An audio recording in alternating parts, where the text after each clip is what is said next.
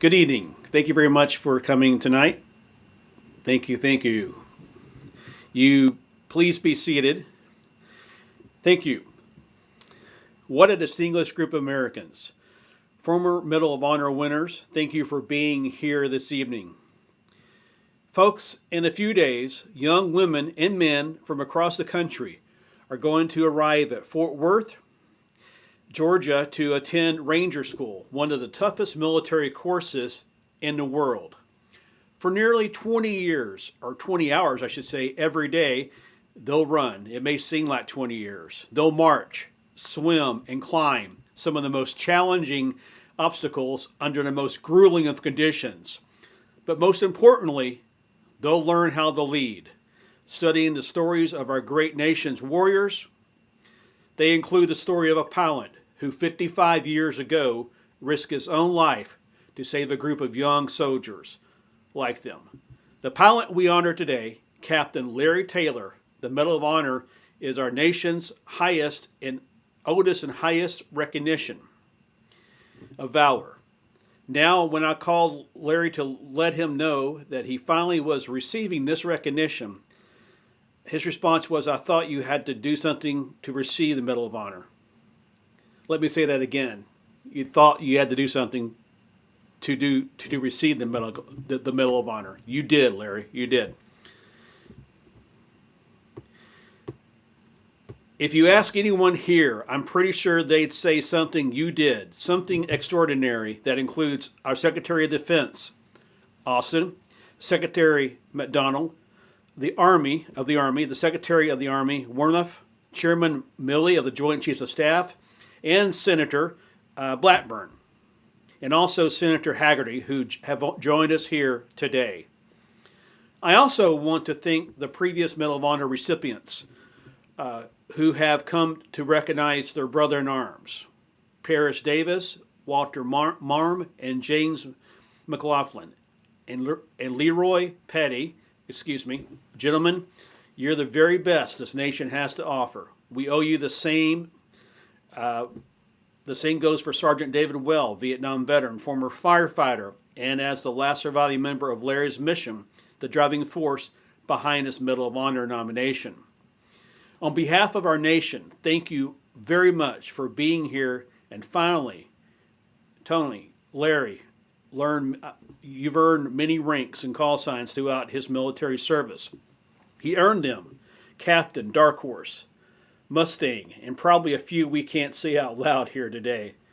Best left out of the presidential record, I guess. But I believe that that Larry is most proud of being called your husband, and it's an honor to have you both here as we give this heroism its full recognition it deserves. Let me say this first before we begin the rest of the remarks. Medal of Valor, the Congressional Medal of Honor.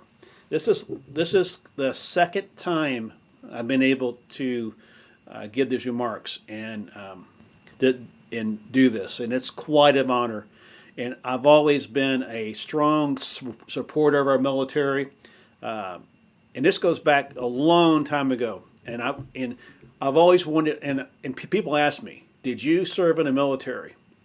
And the answer, quite frankly, is no. I wanted to serve. I had the dream of being a Navy aviator. You know, they say that they're the best in the armed forces. They are pretty good. They land in on aircraft carriers, so they are pretty good at that. But I really have a lot of respect for every man and woman who serves the United States military. There were two events in my life that I was part of, and I did 3 presidential inaugurations, and at those inaugurations, we always invited the Congressional Medal of Honor recipients to come to Washington to witness the peaceful transfer of power. And it's always an honor to have those winners in town. And in 1990, you guys might remember this, the Desert Storm Homecoming Parade called the National Victory Celebration. I was part of that as well. Well, I remember walking the ellipse right outside the White House here and just being in tears, thanking the men and women for what they did, the sacrifice they did to go over and fight a battle. And it just, I feel that same way today. Born in the volunteer state, raised by a World War II veteran, duty defined Larry Taylor's life from his early days. As a young man, he volunteered to join the college ROTC unit at the University of Tennessee, Knoxville. Even after graduating in 1966, he commissioned as an armor officer. Larry had dreamed of leading men into battle on what he called chariots of steel. But it didn't take many days on the ground for Larry to realize he belonged in the sky.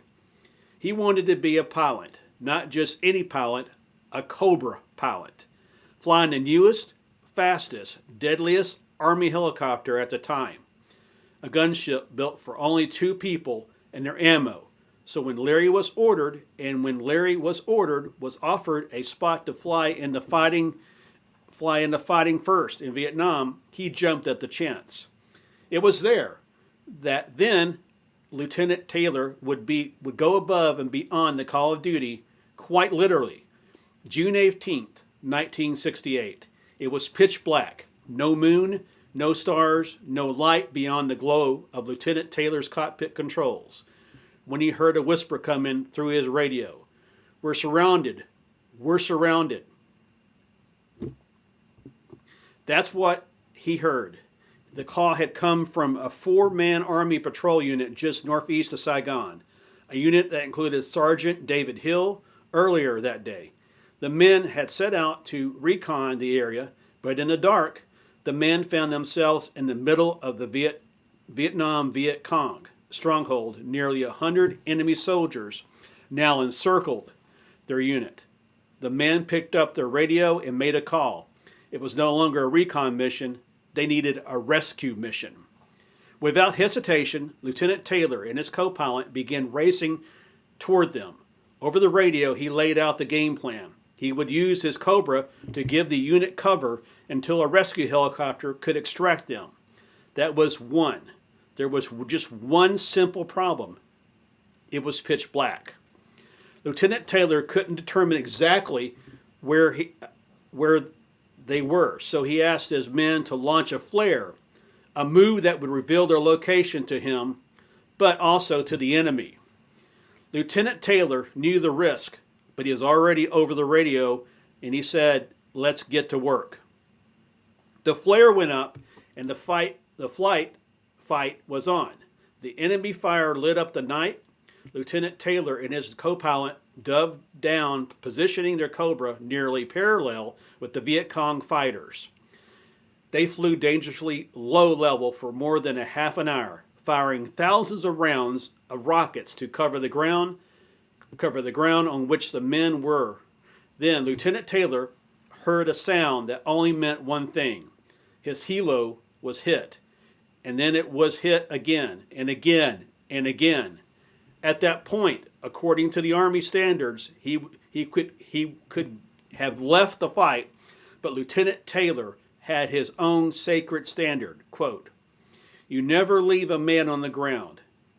He tried to find an escape route for the unit, his Cobra taking more rounds as he did. He kept trying to radio for a rescue, knowing that he and his men were almost out of time and ammunition. On his last try, he learned that an attempt to save the man had been called off. The rescue helicopter was not coming. Instead, Lieutenant Taylor received a direct order: return to base. His response was just as direct: "I'm getting my men out. I'm getting my men out." Lieutenant Taylor would perform the extraction himself, a maneuver never before accomplished in a Cobra. Remember, the Cobra was only a gunship. It had no cabin for passengers, but that was the least of his problems. First, Lieutenant Taylor needed to give his men a way out of the rice paddy where they'd been pinned down. He needed a diversion. So despite the fact that he had no rockets or rounds left, Lieutenant Taylor drew the enemy fire himself, using his landing light to trick the enemy into thinking he still had ammo. he started making runs on the Viet Cong fighters. The ruse worked a few times, but it was enough for the men to make it to the extraction point, where they still under heavy gunfire. Lieutenant Taylor landed. The man mounted the exterior of his helo, clinging to the skids, climbing on the rocket pods within seconds. Lieutenant Taylor was back in the air, but the mission was not over. Lieutenant Taylor saw his fuel light flickering. He had started off with 1,600 pounds of gas, and now he had about 6, not enough to make it back to base.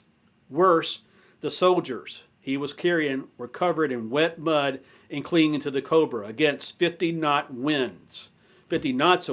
Even if he could make it back to base, his men would freeze or fall first. So he once more risked his own safety for his fellow teammates. He located a friendly area to set his bird down. The 4-man dismounted the helo and disappeared back into the pitch black night. No moon, no stars, no light.